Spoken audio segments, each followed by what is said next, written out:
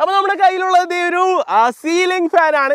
ഈ ഒരു സീലിംഗ് ഫാനിനെ നമ്മൾ മുകളിൽ നിന്ന് കറക്കി നമ്മുടെ തലയിലേക്ക് ഇട്ട് നോക്കാൻ പോവാണ്. ഹായ് മച്ചാമാർ, എല്ലാവർക്കും ഇൻഫോട്ടിക്കിലേക്ക് സ്വാഗതം.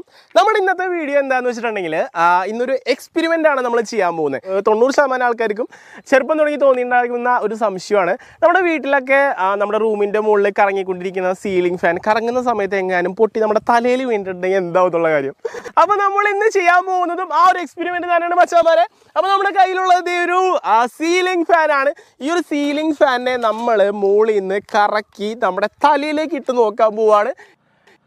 അപ്പോൾ നമ്മുടെ ഫാനൊക്കെ കറങ്ങുന്നുണ്ട് സപ്ലൈ കൊടുക്കുന്ന സമയത്ത്. ഇനിയിപ്പോൾ അടുത്ത പരിപാടിയാണ് വെച്ചാൽ വരെ ദേ ഞാൻ അടിയിൽ നിൽക്കും, നമ്മുടെ ഫാൻ ഡ്രോപ്പ് ചെയ്യും. എന്തുണ്ടാവാൻ പോകുന്നതാണ് നമ്മൾ നോക്കാൻ പോകുന്നത്.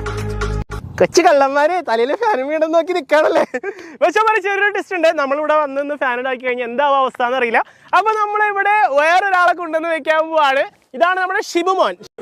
നീ വിട്ടു, ഇത് എനിക്കുള്ള പണിയാണ്. അപ്പൊ മച്ചാന്മാരെ, ഇത് നമ്മുടെ ഷിബുമോനെ വെച്ചിട്ടാണ് നമ്മുടെ പരീക്ഷ നടത്താൻ പോകുന്നത്. നമ്മൾ കറങ്ങിക്കൊണ്ടിരിക്കുന്ന, അതായത് ഹൈ RPM കറങ്ങിക്കൊണ്ടിരിക്കുന്ന നമ്മുടെ ഫാനിനെ ഒറ്റയടിക്കുന്നത് നമ്മളുടെ ഷിബുമോന്റെ തലയിലേക്ക് ഇടാൻ പോവാണ്. മച്ചാന്മാരെ നോക്കിക്കോ. Ready, 1 2 3 go.